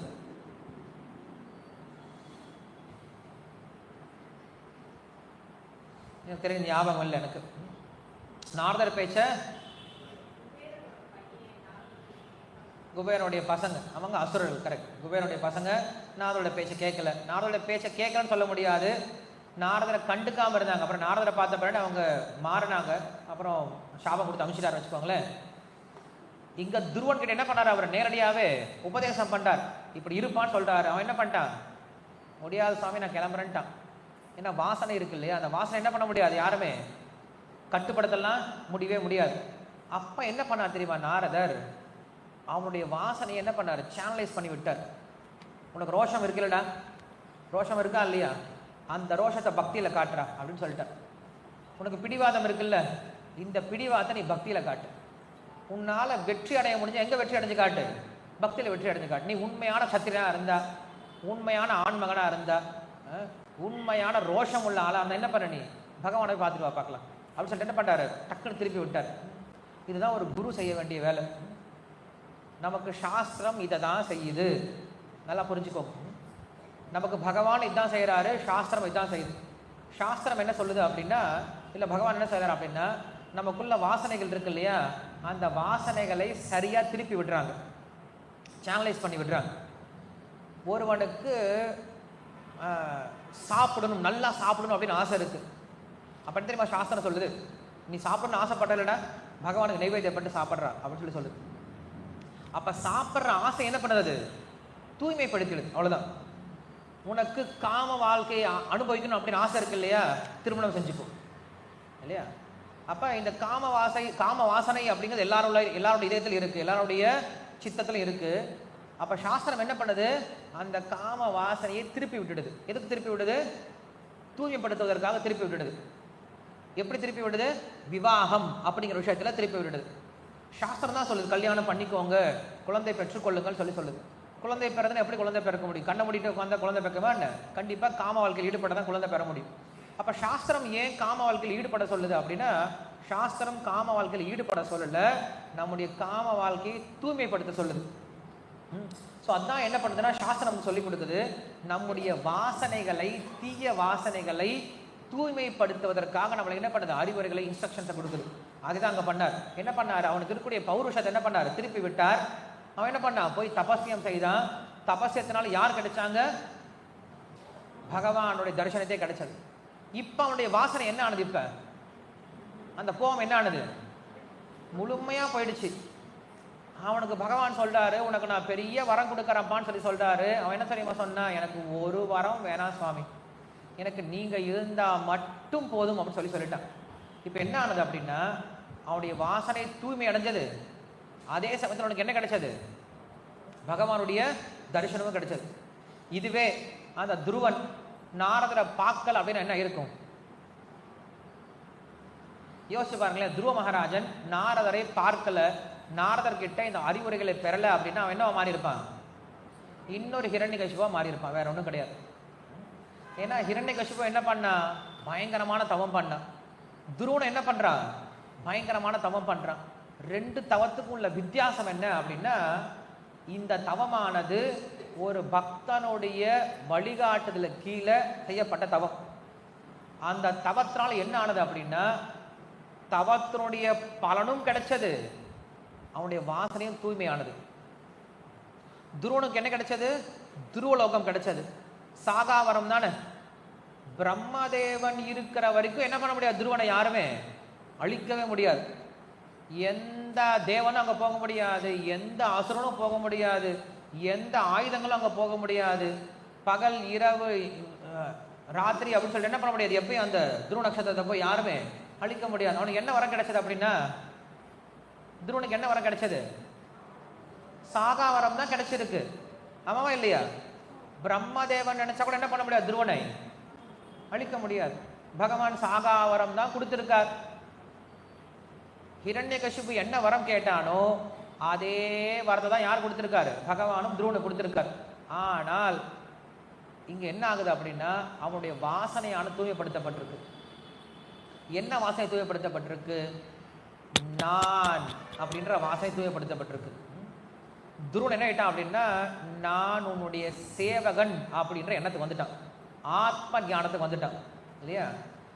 இதே ஹிரண்யகசிபு என்ன பண்ணான் அப்படின்னா, தவம் இருந்தா அவனுக்கு பலன் கிடைச்சது, ஆனா என்ன தூய்மையாகல, நான் அப்படிங்கிற எண்ணம் தூய்மை ஆகவே இல்லை. அந்த வாசனை இன்னும் அதிகம் தான் இருக்கு. இன்னும் என்ன ஆயிட்டான், அசுரத்தனம் அவனுக்கு இன்னும் அதிகமாயிடுது. ஆக நாம் என்ன புரிஞ்சுக்கணும் அப்படின்னா, தீரன் அப்படின்ற சப்தத்துக்கு என்ன அர்த்தம் கொடுக்கிறார் பலதேவ வித்யாபூஷன், நமக்கு இருக்கக்கூடிய வாசனைகளை ஆன்மீக உபதேசத்தினாலேயோ இல்ல பக்தருடைய வழிகாட்டுதனாலேயோ அதை தூய்மைப்படுத்திட்டான் அப்படின்னா அவனுக்கு பேர் என்ன சொல்றாரு, தீரன் அப்படின்னு சொல்றான். ஸோ துருவ மகாராஜன் என்ன பண்ணா, தன்னுடைய வாசனையை தூய்மைப்படுத்தினான். எப்படி தூய்மைப்படுத்தினா, நாரதருடைய உபதேசத்தை பின்பற்றியதால் அவனுடைய வாசனையானது தூய்மைப்படுத்தப்பட்டது, பகவானுடைய பிராப்தியும் கிடைச்சது. இவர்களுக்கு பேர் தீரர்கள் அப்படின்னு சொல்றோம். ஸோ கிருஷ்ணர் சொல்றாரு இல்லையா, நாம் எல்லாரும் என்னவா மாறணுமா, தீரர்களா மாறும் சொல்றார். தேஹினோஸ்மின் யதா தேஹே கௌமாரம் யவ்வனம் ஜரா ததத் தேஹாந்தர பிராப்திர் தீரஸ்தத்ர ந முஹ்யதி யம்ஹின வ்யதயந்தேதே புருஷம் புருஷ ரிஷப சம சுக சுகம் சம துக்க சுகம் தீரம் சோ அமிர்தத்வாய கல்பதே அப்படின்னு 2 முறை தீர சப்தத்தை உபயோகப்படுத்துறார் 2ஆம் அத்தியாயத்தில். மாத்ரா ஸ்பர்ஷாஸ்து கௌந்தேய சீதோஷ சுகதுக்கதாக ஆகமா பாயினோ நித்யா தாம் திதிக்ஷஸ்வ பாரத. அதுக்கப்புறம் யம்ஹின விதயந்தேதே புருஷம் புருஷ ரிஷப சம சுக்க துக்கம் தீரம் சோ அமிர்தத்வாய கல்பதேன்னு சொல்லுவார். ஸோ தீர சப்தம் அப்படிங்கிற 2 இடத்துல மறுபடியும் உபயோகப்படுத்துறார் கிருஷ்ணர். நாம் எல்லாரும் தீரர்களா மாறும் சொல்றார். தீரர்களா மாறணும் நாம் என்ன பண்ணும், நமக்கு குரு நமக்கு என்ன அறிவுரை கொடுத்திருக்காரு, உபதேசம் கொடுத்திருக்காரு, என்ன பண்ண, உபதேசத்தை பின்பற்ற ஆரம்பிக்கணும். சாஸ்திரம் கொடுத்த உபதேசத்தை என்ன பண்ண, நம்ம பின்பற்ற ஆரம்பிக்கணும். சாஸ்திரம் கொடுத்த உபதேசத்தை காட்டிலும் குரு கூடிய உபதேசம் ரொம்ப சிறந்தது. என்ன காரணம் அப்படின்னா, சாஸ்திரத்துல அநேகமான உபதேசங்கள் இருக்கும், நமக்கு அது பொருந்துமா பொருந்தாதான் தெரியாது. அப்ப குரு என்ன பண்ணுவாரு, நம்முடைய வாசனையை பார்த்து நம்முடைய நோயை பார்த்து அந்த நோய்க்கு தகுந்த மருந்தை கொடுப்பார். ஒரு ஹாஸ்பிட்டலுக்கு போனோன்னா, மெடிக்கல் ஷாப்புக்கு போனால் ஆயிரக்கணக்கான மருந்து இருக்கும். எல்லா மருந்து என்ன பண்ண முடியாது, எடுத்து வாயில் போட்டுக்க முடியாது. போட்டுவிட்டால் போய் சேர்ந்துடும் சீக்கிரமாக, இல்லையா? இன்னும் நோய் அதிகமாகிடும். அப்போ நம்ம என்ன பண்ணணும், ஒரு டாக்டர் கிட்ட கன்சல்ட் பண்ணோம். அந்த டாக்டர் என்ன பண்ணுவார், குறிப்பிட்ட ப்ரிஸ்கிரிப்ஷன் எழுதி கொடுப்பார். அந்த ப்ரிஸ்கிரிப்ஷன் ஃபாலோ பண்ணி ஆகணும். அதே போல் நாம் என்ன செய்யணும் அப்படின்னா, நம்முடைய வாசனைகளை தூய்மைப்படுத்தணும். தீரர்கள் என்ன பண்ணணும், வாசனைகளை தூய்மைப்படுத்தணும். தூய்மைப்படுத்துவதற்கு ஆன்மீகத்துக்கு வரும். ஆன்மீகத்துக்கு வந்து என்ன பண்ணுறோம் அப்படின்னா, சரியான ஒரு குருவை தேர்ந்தெடுக்கணும். அந்த குரு எப்படிப்பட்டவராக இருக்கணும் அப்படின்னா, நம்முடைய பல்ஸ் நல்லா தெரிஞ்சவராக இருக்கணும். சும்மா நம்ம போய் ஒரு கூட்டத்தில் உட்காந்துட்டு இருக்கோம், ஒரு டாக்டர் லெக்சர் கொடுத்துட்டு இருக்கார், டாக்டர் பேசிட்டு இருக்கார். டாக்டர் சார், எனக்கு ரொம்ப நாளாக ஒரே தலைவலியாக இருக்குது, ஏதாவது மருந்து ஒன்று சொல்லுங்கள் சார். இந்த மருந்து சாப்பிடுப்பா அப்படின்னு சொல்லிட்டாருன்னா அந்த மருந்து நமக்கு வேலை செய்யாது. வேலை செய்யலாம், வேலை செய்யாமல் போகலாம். ஏன்னா அவர் என்ன பண்ணவே இல்லை, நம்மளை பற்றி இன்னும் அவர் ஃபுல்லாக ஸ்டடி பண்ணவே இல்லை. நம்முடைய பல்ஸை பார்க்கல, நம்முடைய ஹிஸ்டரியை கேட்கல, நம்ம பற்றி எதுவுமே தெரியாது. அவர் தலைவலிக்கு மருந்து கொடுக்க சொன்னால் கால் வலிக்கு மருந்து கொடுத்து அமுச்சிடுவார், இல்லையா? பிரச்சனை குணமாகாது. அப்போ நாம் தேர்ந்தெடுக்கக்கூடிய குரு எப்படி இருக்கணும் அப்படின்னா, நம்மை பற்றி நல்லா தெரிஞ்சவராக இருக்கணும். முதல்ல நமக்கு அவர் மேல் நல்ல நம்பிக்கை இருக்கணும். நாம் இவரிடம் நம்முடைய மனசை திறந்து பேச முடியும் அப்படின்னு நம்பிக்கை வேண்டும்.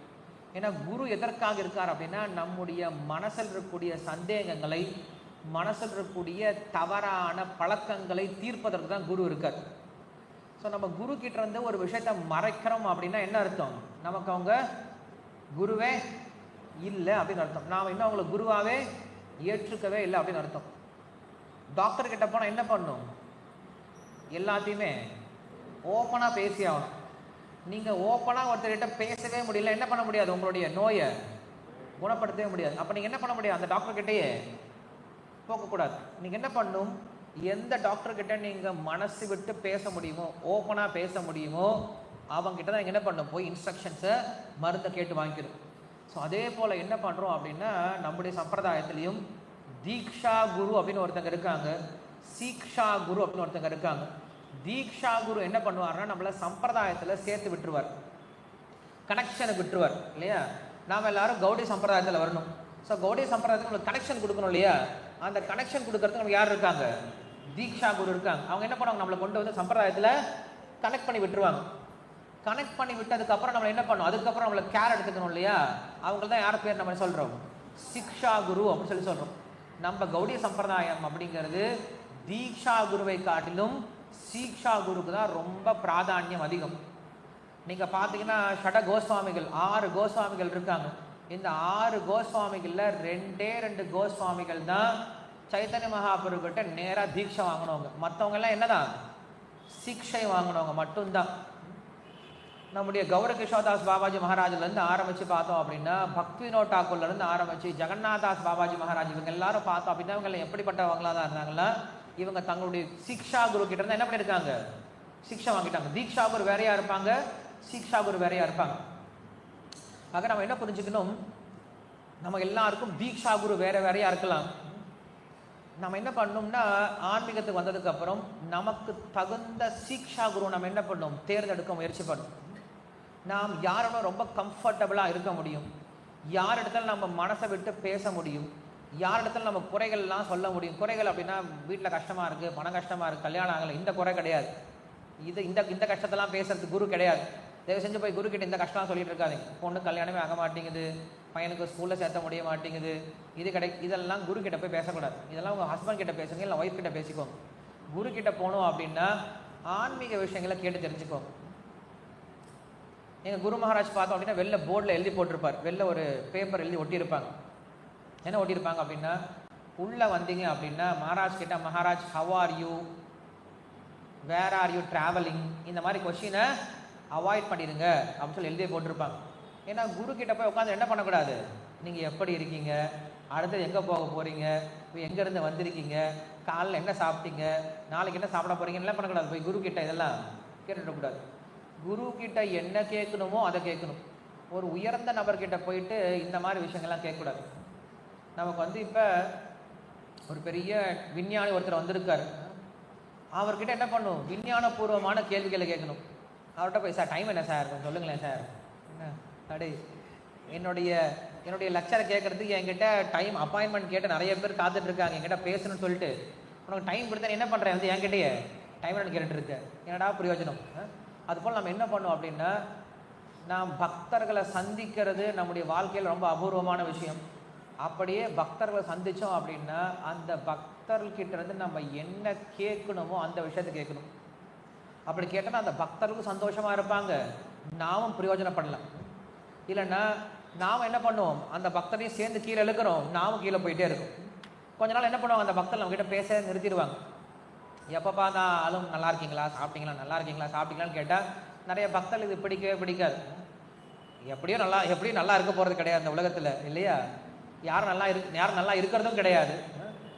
எல்லாரும் சாப்பிட்டு தான் இருக்க போகிறாங்க, யாரும் சாப்பிடாமலாம் இருக்க போகிறது கிடையாது. அவனுக்கு ஃபஸ்ட் என்ன பண்ண போகிறாங்க, அவங்கவுங்க சாப்பிட தான் போகிறாங்க. அதனால் இந்த விஷயத்தை கேட்கறது பெரிய விஷயம் கிடையாது. இது போய் நீங்கள் குரு கிட்ட போய் கேட்கணும் அப்படின்னு அவசியம் கிடையாது. குரு கிட்ட போகும்போது என்ன பண்ணுங்க, ஏதாவது கேள்வியோட போங்க, தயவு செஞ்சு போகும்போது. அடுத்த முறை நீங்கள் சிக்ஷா குருவை பார்த்தீங்க அப்படின்னு என்ன பண்ணணும் அப்படின்னா, ஏதாவது ஒரு கேள்வியோட போங்க, இல்லை ஆன்மீகத்தில் முன்னேறுவதற்கான ஏதாவது ஒரு செயல்பாடோட போய் கேட்கணும். பார்த்தீங்க நம்ம பார்த்து தெரிஞ்சுக்கணும். துருவ மகாராஜன் என்ன பண்ணா அப்படின்னா, அவனும் தபசியம் பண்ணா. இரண்யகசிபு என்ன பண்ணுறான், தபசியம் பண்ணியிருக்கான். ரெண்டு தபசியத்துக்குள்ள வித்தியாசம் என்னது, சரியான வழிகாட்டுதல் கீழே என்ன பண்ணான், அவன் தபசியம் பண்ணா. இவன் சரியான வழிகாட்டுதல் கீழே தபசியம் செய்யலை. அதனால் என்ன ஆனது அப்படின்னா, அந்த தவமே பெரிய ஆபத்தாக முடிஞ்சது. அதனால் நம்ம பார்த்தோன்னா வெளியில் பார்க்கறது நம்ம ஆன்மீக செயல்பாடுகள் செய்கிற மாதிரி தான் இருக்கும். இப்போ ஹிரண்யகசிபு என்ன பண்ணா, தவம் பண்ணுறான். தவம் பண்ணால் வெளிலேருந்து என்ன எப்படி பார்த்தாங்க, கன்னத்தில் போட்டுக்கிட்டாங்களாம். அடேங்கப்பா இன்னும் இப்படி தபசியம் பண்ணுறான்னு சொல்லிட்டு பிரம்மதேவரே மயங்கி போட்டாங்கன்னா பாருங்களேன். பிரம்மதேவரே மயங்கி போகிற அளவுக்கு என்ன பண்ணியிருக்கான், அவ்வளோ பெரிய தபசியம் பூஜை பண்ணியிருக்கான். எப்படி நின்னா அப்படின்னா, ஒத்த விரல்ல, ஒத்த கால் கூட கிடையாது, வெறும் இந்த கட்ட விரல் இருக்கு இல்லையா, கால் கட்ட விரல், அந்த கால் கட்ட விரல் நின்றுட்டு இருக்கா, ரெண்டு கையை மேலே தூக்கிட்டு இருக்கான். 1000 வருஷமா இப்படியே கை தூக்கி என்ன பண்ணுறான், தபம் பண்ணுறான். வெளியிலிருந்து பார்க்கும்போது எல்லாருக்கும் எப்படி தெரியும், அடேங்கப்பா பெரிய தபஸ்வி போல இருக்கே அவன், பெரிய ஞானியாக இருப்பான் போல இருக்கே அவன், பெரிய ஆன்மீகவாதியாக இருப்பான் போல இருப்பேன் அப்படின்னு நம்ம நினச்சிக்கிட்டு இருப்போம். பட் எல்லாமே ஜீரோ. என்ன காரணம், அவனுடைய நோக்கம் தவறாக இருந்தது. அவருடைய நோக்கம் என்னவா இருந்தது அப்படின்னா, தான் சக்தி அடையணும், தான் வலிமை வாய்ந்தவனாக மாறணும் அப்படின்னு நோக்கத்தோடு இருந்தான். இது தவறான ஒரு தபஸ்யம். இந்த தபஸ்யம் செய்யவே கூடாது. இதனால் என்ன பண்ணாருன்னா, ராமர் வந்து நம்ம ராமாயணத்துடைய கடைசி சர்க்கத்தில் பார்த்தோம் அப்படின்னா, ஒருத்தன் இந்த மாதிரி தபஸ்யம் பண்ண போவான், தேவையில்லாமல் தபஸ்யம் பண்ண போவான், அவனை சாகடிச்சிடுவார். இதே போல் மகாபாரதத்தில் பார்த்தோம் அப்படின்னா, ஏகலவ்யன் அப்படின்னு ஒருத்தர் இருப்பான். எல்லாரும் இந்த எந்தாலும் இந்த கேள்வி கேட்பாங்க, ஏகலவ்யனை வந்து ஏன் வந்து அவங்க குரு துரோணாச்சாரியர் வந்து கட்டவரில் வாங்கினாரு. நிறைய பேர் உங்ககிட்ட கொஸ்டின் கேட்டிருக்காங்களே, இந்த கொஸ்டின் நீங்களே நிறைய பேர் யோசிச்சிருப்பீங்க. ஏகலவ்யன் ஏன் அப்படி பண்ணாரு, ஏகலவ்யன் கதை தெரியுமா தெரியாது உங்களுக்குலாம், தெரியுமா? தோட்டாக்கெல்லாம் தெரியும் போல இருக்கேன். ஸோ ஏகலவ்யன் அப்படின்றவனை வந்து என்ன பண்ணாங்க அப்படின்னா, சின்ன இந்த கட்டவரில் கட் பண்ணி துரோணாச்சாரியர் வாங்கிப்பார். அப்போ எல்லாரும் கொஸ்டின் கேட்பாங்க, ஏகலவ்யனை ஏன் இப்படி பண்ணாரு, அது துரோகம் இல்லையா சொல்லிட்டு கொஸ்டின் கேட்பாங்க. அதுக்கு என்ன தெரியுமா ஆன்சர், அந்த மகாபாரதத்தில் ஆன்சர் இருக்குது. மகாபாரதத்தை படித்தா இந்த கொஸ்டின்லாம் நமக்கு வரவே வராது. ஒரு முறை என்ன பண்ணான்னா, துரோணாச்சாரியர் வந்து தன்னுடைய சிஷ்யர்கள்லாம் கூட்டிகிட்டு காட்டுக்கு போயிட்டுருக்கார். போயிட்டு இருக்கும்போது ஒரு நாயை பார்க்குறாரு. அந்த நாயினுடைய வாய்க்குள்ளார 10 அம்பு குத்தி இருக்கப்படுது. அந்த நாய் என்ன பண்ணுது, வாயை மூட முடியல, சாகவும் முடியல, ஆன்னு ஓடிக்கிட்டு இருக்கு, கத்தம் போட்டு ஓடிக்கிட்டு இருக்கு. 10 அம்பு உள்ள குத்தி இருக்காங்க. யார் இந்த காரியத்தை பண்ணாங்கன்னு சொல்லி பார்க்கும்போது இந்த ஏகலவ்யன் பண்ணியிருக்கான்.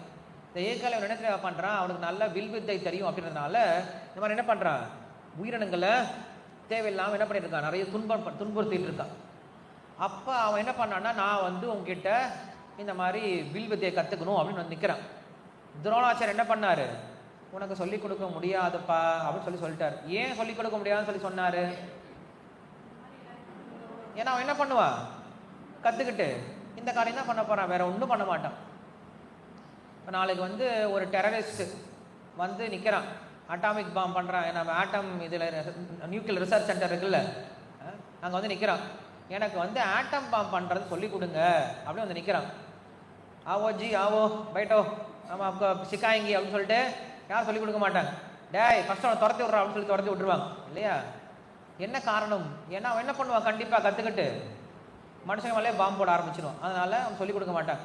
அப்போ அன்றைக்கி என்ன பண்ணாங்கன்னா, ஞானம் யாருக்கு கொடுக்கப்பட்டது அப்படின்னா, யார் அதை சரியாக உபயோகப்படுத்துவானோ அவனுக்கு கொடுக்கப்பட்டது, யார் அதை துஷ்பிரயோகம் பண்ணுவானோ அவங்களுக்கு கொடுக்க மாட்டாங்க. ஆனால் என்ன பண்ணுறார் துரோணாச்சாரியர், அவனுக்கு ஞானத்தை கொடுக்க மாட்டேன்னு சொல்லிட்டார். இருந்தாலும் அவன் என்ன பண்ணான், பொய்யா மறைஞ்சு நின்று என்ன பண்ணுறான், அவன் கற்றுக்கிட்டான். அது ஏமாற்றக்கூடிய வேலை தானே. மறைஞ்சுன்னு வெப்சைட்டில் இப்போ அப்படியே நம்ம வந்து டார்க் நெட் வெப்சைட்டில் போய் என்ன பண்ணுறோம், ப்ராக்சியில் போய் நம்ம நிறைய விஷயத்தை கற்றுட்டு வந்துடுறோமோ, சாஃப்ட்வேர் என்ன பண்ணுறோம், ப்ராக்சியில் போய் சாஃப்ட்வேர்லாம் டவுன்லோட் பண்ண வந்துடும். அது இல்லீகல் தானே. அதே போல் அவன் என்ன பண்ணியிருக்கான், இல்லீகல் வேலை பண்ணியிருக்கான். இல்லீகலாக போய் கற்றுட்டு வந்துட்டான். கற்றுட்டு வந்து என்ன பண்ணா மறுபடியும் சண்டைக்கு வந்து நிற்கிறான். யார்கிட்ட, அர்ஜுனோட சண்டைக்கு வந்து நிற்கிறான். அப்போ துரோணாச்சாரியருக்கு புரியுது, இவன் கண்டிப்பாக என்ன தெரியாம பண்ண போகிறான், குருக்ஷேத்திர போர்க்குளத்தில் பெரிய அழிவை கொண்டு வருவான். இவனை கொண்டு வரக்கூடாது அப்படின்னு என்ன பண்ணார், கட்டவரில் வாங்கிட்டாரு. ஸோ கட்டவரில் வாங்கினதுனால உண்மையில் அவனுக்கு நன்மை தான் பண்ணார். இல்லைன்னா குரு துரோகியாக அவன் என்ன பண்ணுவான், நிறைய காலம் போய் நரகத்தில் கஷ்டப்பட வேண்டியது. அவனை வந்து விடுவிச்சார். ஆனாலும் அவன் இடத்துல பண்ண, குருக்ஷேத்திர போர்க்களத்தில் இடது கையில் வந்து சண்டை போட வந்துட்டான். ரைட் ஹேண்டில் இருக்கக்கூடிய கட்டவரில் எடுத்தா என்ன பண்ணிட்டான், லெஃப்ட் ஹேண்டோட வந்துட்டான். லெஃப்ட் ஹேண்டோட மறுபடியும் சண்டை போட்டான். இங்கே சொன்னார்ல கிருஷ்ணர், வாசனைகள் என்ன பண்ண முடியாது, நம்ம மாற்றவே முடியாதுன்னு சொல்லி சொன்ன மாதிரி திருத்தவே முடியாதுன்னு சொல்கிறோம் இல்லையா, அதுக்குள்ள இங்கே சொல்கிறாரு. அப்போ என்ன பண்ணா, ஹிரண்யகசிபு இங்கே என்ன பண்ணுறான் அப்படின்னா, கடுமையான தபம் பண்ணா. அந்த தவத்தினால என்ன பிரயோஜனம், ஒரு பிரயோஜனம் கிடையாது. அதனால தான் நம்ம என்ன பண்ணோம்னா, தேவையில்லாத தபம், தேவையில்லாத விரதங்கள் நம்ம செய்யக்கூடாது. நாம் செய்யக்கூடிய விரதமானது நம்முடைய ஆன்மீக வாழ்க்கைக்கு அது பாதிப்பு அமையலாம். நாம் எப்படிப்பட்ட விரதங்கள், எப்படிப்பட்ட தவங்களை பண்ணும் அப்படின்னா, நம்முடைய ஆன்மீக குரு, நம்முடைய சிக்ஷா குரு, நமக்கு எந்த குரு நம்மளை வழிகாட்டிட்டு இருக்காரோ அவங்க சொல்வதை பின்பற்றினாவே நம்மளுக்கு அதுவே பெரிய தவம். நாம முன் வந்து இதை நான் செய்கிறேன், இந்த தவம் பண்ண போகிறேன், அந்த தவம் போகிறேன்னு பண்ண செய்ய ஆரம்பிச்சோன்னா அந்த தவமே நம்மளுக்கு அகங்காரமே நம்மளுக்கு நம்முடைய ஆன்மீக வாழ்க்கையை முடிச்சிடும் அப்படிங்கிறது அர்த்தம். அதனால் இங்கே சொல்கிறாரு, பிரம்மதேவன் என்ன பண்ணுறாரு அப்படின்னா வந்து உண்மையில் ஹிரண்யகசிபுவை போற்றி புகழ்கிறாரு. தவம் நீ ரொம்ப பெரிய தவம் பண்ணியிருக்கப்பான்னு சொல்லி சொல்கிறார். நாயம் தேகதேகோ பாஜான் விலோகே கஷ்டான் காமான் அர்ஹதி வித்புஜாங்கிரே தபோ திவ்யம் புத்திரகாயேன சத்வாத் தஸ்மாத் பிரம்ம சௌக்கியம் பனந்தம் அப்படின்னு சொல்லிட்டு ரிஷபதேவர் சொல்வார்.